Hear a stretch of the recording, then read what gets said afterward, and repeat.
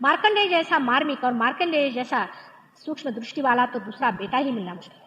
दूसरा उसके मुकाबले में हमारे शंकराचार्य, वो भी क्या कमाल के, पर वो इतने अभिभूत है माँ पर कि वो माँ के ही वर्णन में, लेकिन कमाल का वो भी, मैं तो आश्चर्य करती हूँ कि एक एक हाँ हूँ कि सब चीजों का उन्होंने ऐसा वर्णन करके रखा कि मैं स्वयं ही आश्चर्यचकित हूँ कि ये सब इन्होंने कैसे जाना। इन दो महान लोगों की बहुत ही बड़ी चीज है, मार्कंडेय स्वामी और श्री शंकराचार्य। और ये भी अवतरण ही, जो हसन और हुसैन नाम से बाद में आए और जो बुद्ध और महावीर के नाम से रहे, वही एक ही अवतरण इन तीनों चीजों में। ये सारा इंटीग्रेशन आज आपको मैं समझा रही हूँ और बता रही हूँ, क्योंकि आज आप हॉल में बैठे और मेरी बात सुन रहे हैं। ईसा मसीह के जमाने में तो 3 साल के अंदर के में पकड़ करके आप ही जैसे इंटेलेक्चुअल्स ने उसको फांसी दिया था। आज मुझे कोई फांसी नहीं देगा, इतना मैं जानती हूँ। हालांकि काफी मुझे परेशान लोग करते हैं, उसका कोई हर्ष नहीं। और फांसी भी दे दें तो मैं देखती हूँ कि अब मुझे कौन फांसी देगा। ईसा मसीह ने अपने क्रूस से अपने माँ से एक बात पूछी थी, mother where is your son, और फिर मुंह मोड़ के उसने भगवान से पूछा वेयर इज माय मदर। ये बड़ा भारी उनका सेंटेंस है। बहुत बार आप लोगों को जब आज्ञा चक्र की पकड़ होती तब किससे मुझे पूछना पड़ता है। तो बड़ी सूक्ष्म चीज, बड़ी सूक्ष्म संवेदना है।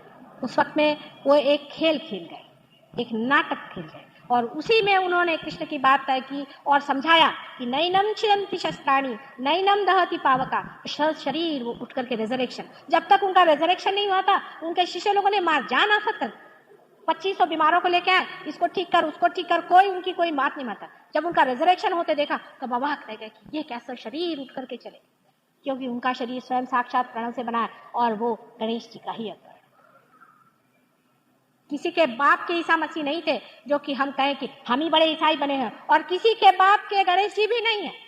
जब तक आप गणेश जी के नहीं हैं, आपका गणेश जी से कोई संबंध, और अगर आप गणेश जी के हैं तो श्री कृष्ण भी आप ही के साथ है और सभी आपके साथ हैं, क्योंकि those who are not against me are with.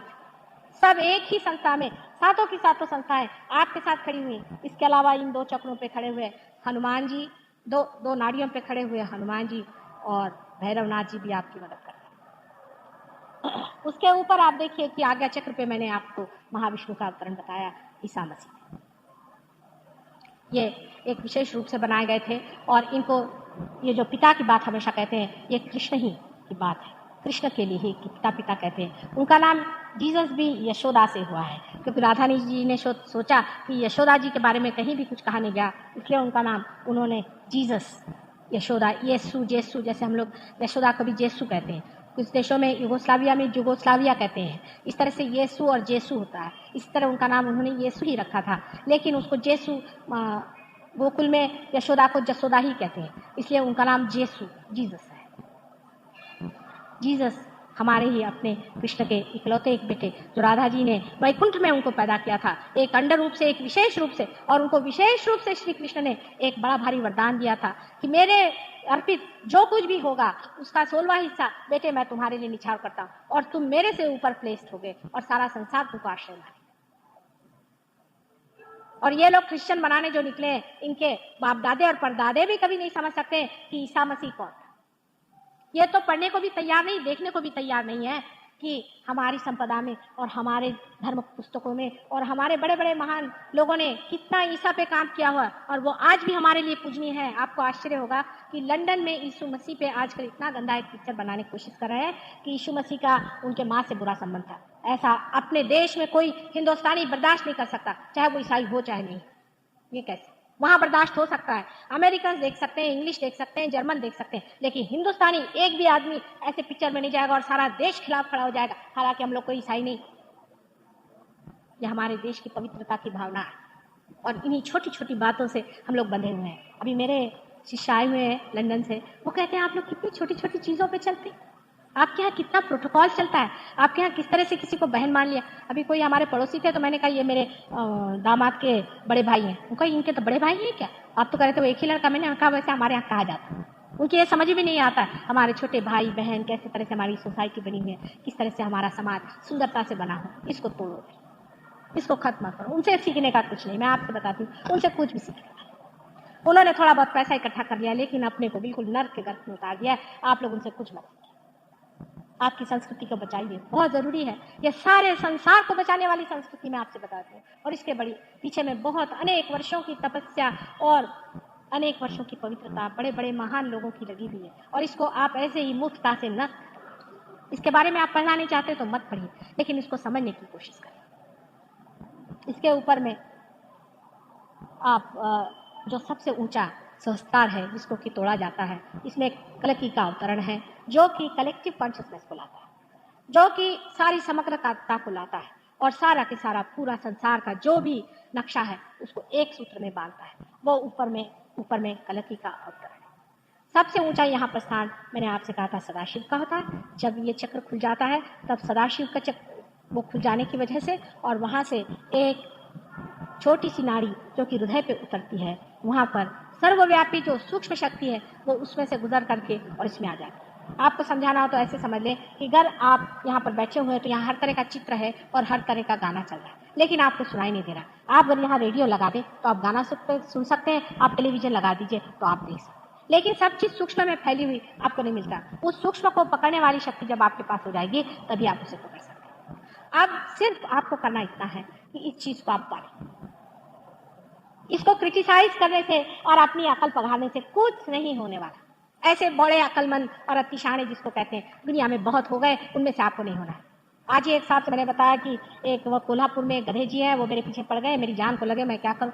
उनका माता जी हर एक संतों का ऐसे, हर एक संत के पीछे में कुछ न कुछ 1000 तो ऐसे ही दुष्ट पैदा हुए हैं और ढोंगी लोग पैदा हुए हैं, और उनके साथ में और हजारों लोग उसके पीछे पड़े, उसके जान को लगे। मैंने कहा चलो मेरे को तो आज के लिए मच्छरों जैसे लगते हैं, उससे ज्यादा उसका महत्व है, लेकिन आप लोग कम से कम समझदारी रखें, क्योंकि मेरे लिए और कुछ नहीं, मेरे लिए सिर्फ यह है कि मेरे बच्चे मेरे जो कुछ आज गिरी कंदरों में अनेक वर्षों से, हजारों वर्षों से खोज रहे थे, वो आज यहाँ बैठे हुए हैं, वो इसे प्राप्त।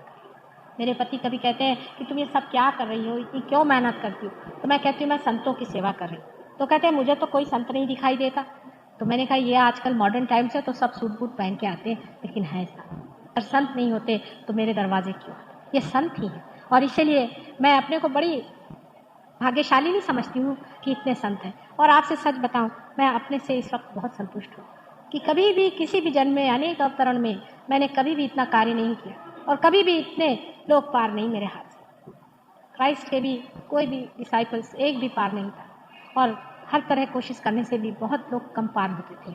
आज ऐसा बड़ा सुंदर समय है कि जब इतने लोग हाथ से पार हो रहे हैं। सिर्फ ज़रा सा आप इसमें जम के बैठिए, इसमें थोड़ी बैठक चाहिए। आप जानते हैं संगीत के लिए भी बैठक चाहिए, फिर परमात्मा का संगीत सुनने के लिए तो थोड़ी सी बैठक चाहिए। आप ही को आनंद आएगा, आप ही को सुख आएगा, आप ही से पाएंगे। कल बहुत गड़बड़ सड़बड़ हो गई, किसी को मैं ठीक से पार नहीं कर पाई। इतने लोग आए हैं, ये कुछ नए तरीका अनुभव है। मैं ये चाह रही थी कि आप लोग मेरी तरफ हाथ करके बैठें। आप में से हो सकता है कोई अगर बैठे हों तो पा लिया होगा। थोड़ा जूता उता उतार लें, देखते हैं, थोड़ी देर बैठिए, और उसके बाद अगर बन पड़ा तो मैं स्वयं ही आती हूँ। आप लोगों को सबको एक एक देखती हूँ मैं, और सब आप अपनी जगह बैठे रहिए। मैं टाइम देने के लिए तैयार हूँ, आप भी थोड़े टाइम से बैठें। मैं चाहती हूँ कि जो लोग यहाँ बैठे हैं सबको मैं पूरी तरह से आशीर्वादित करूँ। आज नहीं पार हुए तो कल फिर आना यहाँ पर। कल यहाँ संगीत है, शाम को शोभा गुट्टू और कुछ आर्टिस्ट को बुलाया है, आपको सबको फ्री आना होगा। कल आप लोग ज़रूर आए यहाँ पर और यहाँ पर संगीत सुने।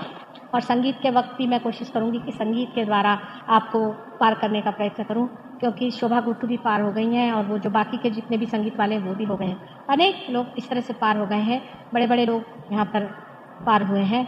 हमारे माननीय जस्टिस वैद्य भी बड़े ही मुझसे सहयोगी हैं और वो एक क्षण में पार हो गए। उनकी कमाल की उनकी अनुभूतियाँ हैं। शायद वो भी कल आ रहे हैं, वो भी इस मामले में बताएंगे। बड़े ही सज्जन हैं, बड़े ही विद्वान और बड़े ही नम्र हैं, वो भी कल आ रहे हैं। ऐसे अनेक कलकत्ता हाई कोर्ट के मित्रा चीफ जस्टिस वो भी पार हो गए हैं, और बहुत से डॉक्टर्स भी हैं जो पार हैं। और डॉक्टर नागेंद्र सिंह का अगर आपने नाम सुना है तो वो भी पार हो गए हैं। ऐसे अनेक लोगों को इसके अनुभव आए हैं, लेकिन ये लोग बहुत शांत चित्त और नम्र लोग हैं और अपने बारे में बताने में हिचकते हैं, क्योंकि वो सोचते हैं कि हम किसी से कहते हैं हम पार हो गए तो लोग सोचेंगे बड़े अहंकार से बातें कर रहे हैं। जितना ही आदमी पार होते हैं मैं देखती हूँ वो बड़े नम्र हो जाते हैं, और नम्रता के कारण लोग अपने बारे में बताते नहीं। लेकिन आपने देखा होगा कि छोटा सा लड़का है, खास पढ़ा लिखा भी नहीं है, एक 12 साल का लड़का है, वो भी बार आपके बारे में बता सकता है कि आपके चक्र कहाँ है, कुंडलिनी कहाँ है। इसके लिए कोई बड़ा प्रतिष्ठित होना ज़रूरी नहीं, कोई रईस होना ज़रूरी नहीं, कोई गरीब होना ज़रूरी नहीं। जिसका अधिकार होगा वो हो जाएगा, आज भी और कल भी। और आप सबको मेरा निमंत्रण है पूरी तरह से, आप आएँ। और जो सहयोग में पार हो गए हैं और जो सहयोगी हो गए हैं, उन लोगों से विनती है कि आप सब नाम दे दें अपना यहाँ पर।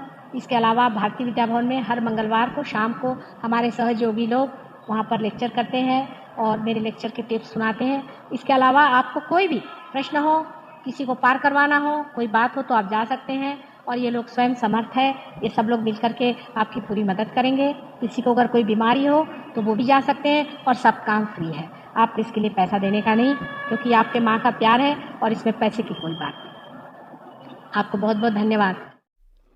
सभी सहजियों से विनती है, हमारे इस चैनल को सब्सक्राइब करके सहज को फैलाने में हमारी मदद करें। जय श्री माता जी।